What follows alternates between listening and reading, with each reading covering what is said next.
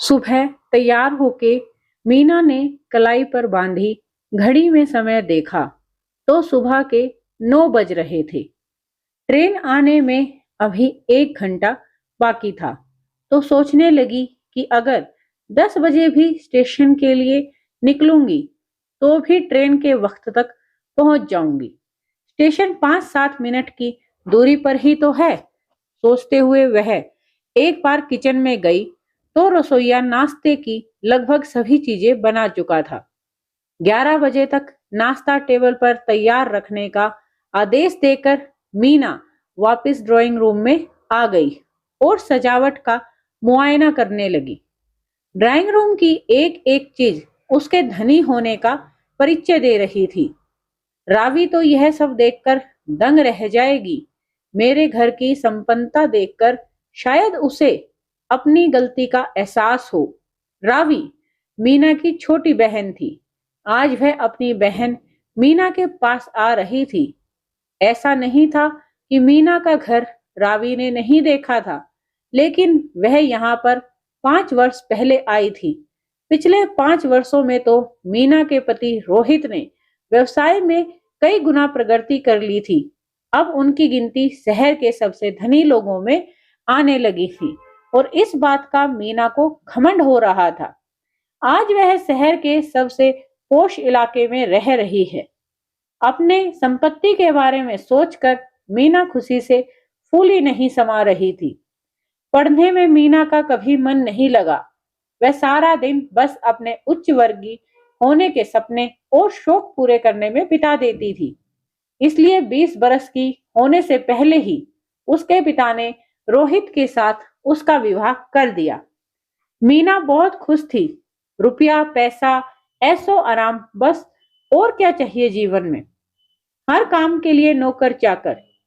मीना जैसा सुख सुविधा चाहती थी वैसी ही सुख सुविधा उसे मिल गई थी। मीना के पिता अपनी छोटी बेटी रावी की शादी भी जल्दी कर देना चाहते थे, लेकिन वह तो सबसे अलग सोच में ढली हुई थी। जब देखो तब किताबों में घुसी रहती थी। पढ़ाई के अलावा भी न जाने और कौन कौन सी किताबें पढ़ती रहती। उसे अलग तरह का परिवेश पसंद था। स्कूल कॉलेज में भी वह बस पढ़ाई में तेज और बुद्धिमान लड़कियों से ही दोस्ती करती थी। उसे रुपए की चकाचौंध में जरा भी रुचि नहीं थी। पर पता नहीं उसे क्या सूझी कि एक से एक धनी व्यवसाय घरानों के रिश्ते ठुकराते हुए 3 साल पहले उसने अचानक कॉलेज की एक असिस्टेंट प्रोफेसर से विवाह करके सबको सपने में डाल दिया। घर वालों को यह सहन ना हुआ। तब से माता पिता ने रावी से रिश्ता तोड़ लिया था। लेकिन माता पिता आखिरकार कब तक बेटी से नाराज रहते। 6 महीने से उन लोगों ने रावी और उसके पति शांतनु को घर बुलाने और उनके यहाँ आना जाना शुरू कर दिया था। तो मीना ने भी रावी से बात करना शुरू कर दिया। ऐसा नहीं था कि मीना को रावी से बहुत लगाव था, बल्कि मीना तो अपनी संपन्नता के प्रदर्शन से रावी को चकाचौंध करके उसे यह एहसास दिलाना चाह रही थी कि देखा, तुमने मामूली आदमी से शादी करके क्या कुछ खो दिया है जिंदगी में। उसके परिवार ने जीवन में हमेशा से पैसे को ही महत्व दिया था। चाहे उसका पिता हो या उसके पति, दोनों ही पैसे से ही आदमी को छोटा या बड़ा समझते थे। अब 9:45 बज गए थे तो मीना ने अपने विचारों को समेटा और ड्राइवर से गाड़ी निकालने को कहा। चमचमाती कार में बैठकर वह स्टेशन पहुंची। ट्रेन समय पर आ गई थी। स्लीपर क्लास से उतरती रावी पर नजर पड़ते ही वह सामने आकर बोली, दीदी कैसी हो? कितने साल हो गए तुम्हें देखे हुए। कहते हुए रावी लपक कर मीना के गले से लग गई। क्षण भर में मीना के मन में भी बहन से मिलने की ललक पैदा हुई, पर तभी अपनी प्योर सिल्क की साड़ी पर उसका ध्यान चला गया कि उसे गंदे कपड़ों में ही छू लिया। नहीं पता ट्रेन में कैसे कैसे लोग होंगे। अब तो घर जाकर तुरंत इसे बदलकर ड्राई क्लीन के लिए देना होगा। घर पहुंचकर मीना ने रावी को बैठने भी नहीं दिया, सीधा पहले नहाने के लिए भेज दिया और स्वयं भी कपड़े बदलने के लिए चली गई। डाइनिंग टेबल पर नाश्ता लगवाकर मीना ने रावी को आवाज लगाई। मोबाइल पर बात करते हुए रावी जाकर कुर्सी पर बैठ गई। बात खत्म करके उसने मुस्कुराकर मीना को देखा। बाप रे बाप दीदी, यह इतना सारा क्या क्या बनवा दिया है तुमने। ढेर सारी चीजों को देखकर बोली, कुछ भी तो नहीं, जब तक यहाँ है अच्छी तरह से खा पी ले। वहां तो पता नहीं, कहते हुए मीना ने अपने आप को एकदम से रोक लिया, वरना वह कहना चाह रही थी कि एक मामूली सी तनख्वाह में वह दाल रोटी से अधिक क्या खा पाती होगी। पर यह कहने से अपने आप को रोक नहीं पाई कि हाँ, तो रोज यही बनता है। तेरे जीजाजी तो ड्राई फ्रूट हलवे के सिवा और कोई नाश्ता ही नहीं करते। अरे हाँ दीदी, जीजाजी के बारे में तो मैं पूछना ही भूल गई। जीजाजी क्या ऑफिस चले गए हैं? रावी ने उत्साहित होते हुए पूछा। नहीं, यह तो अपने काम से मुंबई गए हैं, वहीं से फिर दिल्ली और फिर हैदराबाद जाएंगे। व्यवसाय बढ़ गया है, महीने में 20 दिन तो वह बाहर ही रहते हैं। अच्छा दीदी, पर यह बताओ कि तुमने अपने दोनों बच्चों को हॉस्टल में क्यों डाल दिया है? बच्चे घर में होते हैं तो रौनक रहती है। अरे नहीं, तू नहीं जानती, मेरे बच्चों का स्कूल माना हुआ स्कूल है। तुम्हारे जीजाजी की इच्छा तो विदेश भेजने की थी, पर मैंने कहा कि अभी बहुत छोटे हैं, हायर एजुकेशन के लिए भेज देना विदेश, अभी तो यही ठीक है। और जब पैसे की कोई कमी ही नहीं है तो बच्चों को क्यों ना बेस्ट एजुकेशन दिलाई जाए। लेकिन जिनके पास पैसा ना हो उनकी तो मजबूरी होती है। कहते हुए मीना ने एक चुभती हुई नजर रावी पर डाली, लेकिन तब तक रावी के मोबाइल पर एक मैसेज आ गया था और वह मैसेज पढ़ने में व्यस्त हो गई। लिहाजा मीना को चुप रहना पड़ा। फिर तो जब तक दोनों नाश्ता करते रहे तब तक रावी मैसेज पढ़ती रही और मैसेज का रिप्लाई भेजती रही। उसने एक बार भी मुंह उठाकर यह नहीं देखा कि वह क्या खा रही है और कैसा स्वाद है। मैसेज में मगन रावी को कुछ पता नहीं चल रहा था। वह तो बस उल्टे हाथ से मैसेज टाइप करते हुए सीधे हाथ से एक कोर उठाती और मुंह में डाल लेती। यह देखकर मीना मन ही मन खीज रही थी कि उसके इतने कीमती और ढेर सारे नाश्ते पर उसका ध्यान ही नहीं है। रावी के लगातार बेवजह हंसते रहने को मीना उसकी आंतरिक खुशी नहीं बल्कि उसके दुख छुपाने की चेष्टा ही समझ रही थी। मीना जैसी बुद्धिहीन और समझ भी क्या सकती है। तभी मीना खींचते हुए बोली, अरे फोन में ही लगी रहोगी या मेरे साथ बात भी करोगी? यह सब हमारे रसोइये का बनाया हुआ खाना तेरे को कैसा लगा? तो रावी फोन को साइड में रखते हुए बोली, बहुत अच्छा है दीदी, पर यह बताओ कि खाना आप खुद क्यों नहीं बनाती? हमारे यहाँ तो हम खुद ही बना लेते हैं। यह सुनकर मीना अवाक रह गई। इसमें इतना अचरज करने की क्या बात है दीदी? हम दो ही तो लोग हैं। शांतनु को भी खाना बनाने का शौक है, तो हम दोनों मिलकर खाना बना लेते हैं। इसी बहाने जरूरी बातचीत भी हो जाती है। रावी ने सहज रूप से उत्तर दिया। अब तो मीना के आश्चर्य की सीमा ही नहीं रही। पुरुष और किचन में? उसने ना तो कभी अपने पिताजी को किचन में जाते हुए देखा था और ना कभी अपने पति को। पुरुष तो छोड़िए, मीना ने तो अपनी माँ को भी रसोइये को क्या बनेगा यह निर्देश देने के सिवा और किसी काम से किचन में पैर रखते हुए नहीं देखा था। पर तूने खाना बनाना कहाँ से सीखा? मीना ने प्रश्न किया। वह बहुत अच्छा खाना बनाते हैं, रावी ने उत्तर दिया। रसोई घर की गर्मी में रावी खाना बनाती है, रोटियां बेलती है। सोचकर ही मीना को पहली बार बहन के लिए सहानुभूति हो आई। असिस्टेंट प्रोफेसर की तनख्वाह इतनी भी कम नहीं होती कि एक रसोइया भी ना रखा जा सकता। इतना कंजूस भी क्यों है शांतनु? रावी बोली, मैं कंजूस नहीं है दीदी, उन्होंने तो बहुत कहा था कि रसोइया रख लो, लेकिन मैंने ही मना कर दिया। हाथ पैर चलते रहते हैं तो शरीर पर बेकार की चर्बी नहीं बढ़ती, वरना बैठे बैठे खाते रहो तो मोटे होकर 100 परेशानियों को निमंत्रण देने वाली बात है। रावी तो सेहत पर बात बोल गई, लेकिन मीना को लगा कि रावी उसे उस पर व्यंग कस रही है। सचमुच कम उम्र में एक के बाद एक 2 बच्चे और ऊपर से माल खा खाकर बस सारा दिन आराम करना, घूमने के नाम पर गाड़ियों पर जाना, पार्टियों में जाना और मॉल में शॉपिंग करना। और करती ही क्या है मीना, तभी तो जगह जगह मांस की परतें झांकने लगी है। पहली बार रावी के शरीर को देखकर ईर्ष्या का अनुभव किया मीना ने। वह रावी से मात्र 4 साल बड़ी है, लेकिन मोटे होने के कारण अब 15 साल बड़ी लग रही है। खाना खाकर दोनों सोने के लिए चले जाते हैं। मीना भी कपड़े बदलकर पलंग पर लेट गई और सोचने लगी, एक ही दिन हुआ है रावी को आए हुए, लेकिन सुबह से न जाने शांतनु के कितने फोन और मैसेज आ गए। अभी शायद दोनों एक दूसरे से मैसेज ही कर रहे होंगे। 3 साल हो गए शादी को, लेकिन लग रहा है मानो महीना भर पहले ही शादी हुई है। कितनी दीवानगी है एक दूसरे के लिए। आज पहली बार मीना के मन में एक टीस उठी कि शादी के इतनी वर्षों में रोहित ने कभी भी काम के सिवा उसे याद नहीं किया।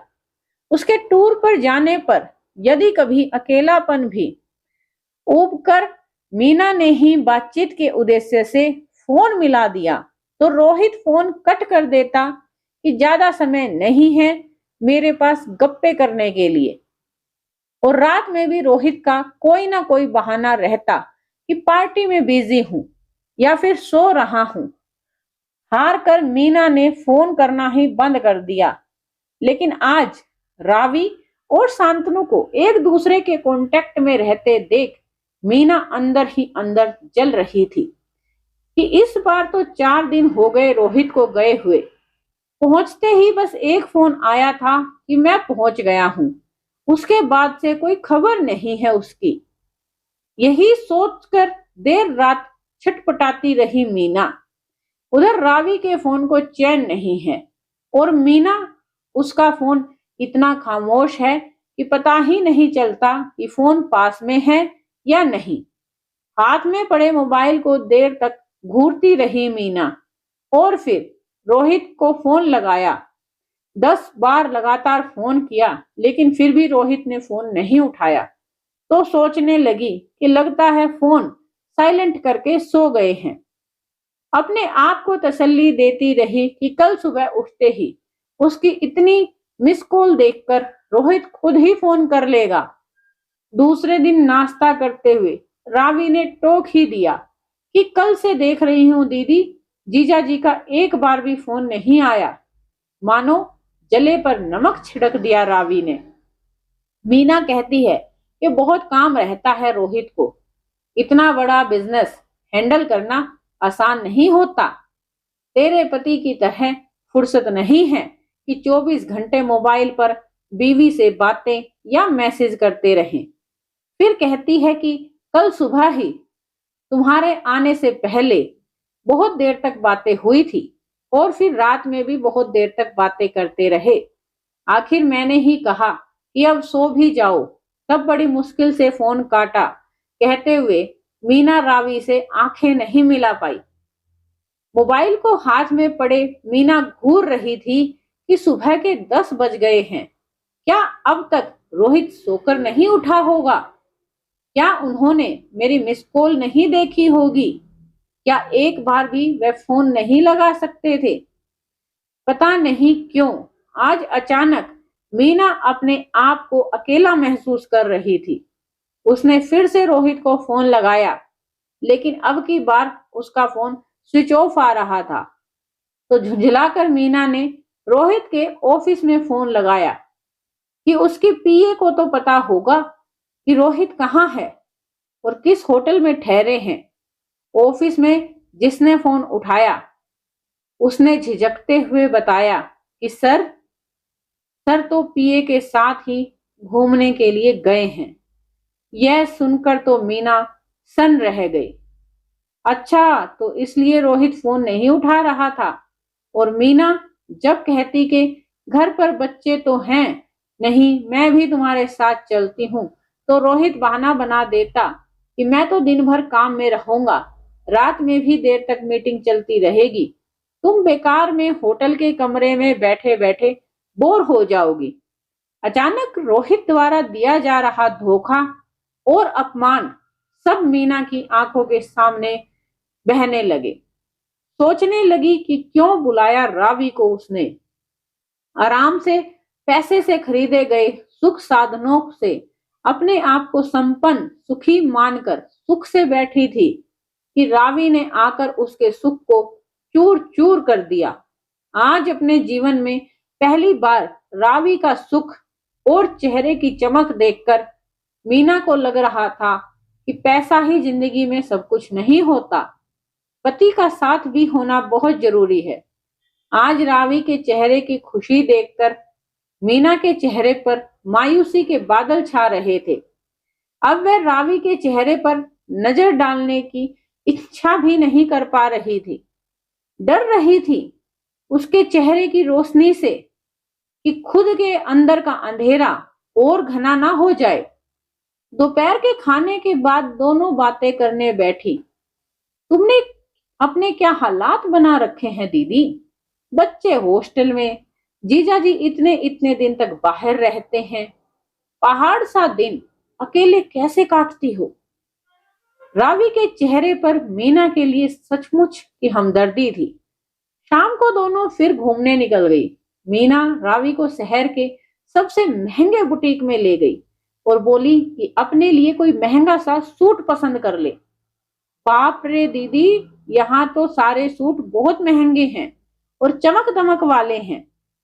मैं ऐसे सूट पहनकर कहाँ जाऊंगी, इतनी चमक दमक मेरे प्रोफेशन को सूट नहीं करती है, और वैसे भी यह सब फिजूल खर्ची है।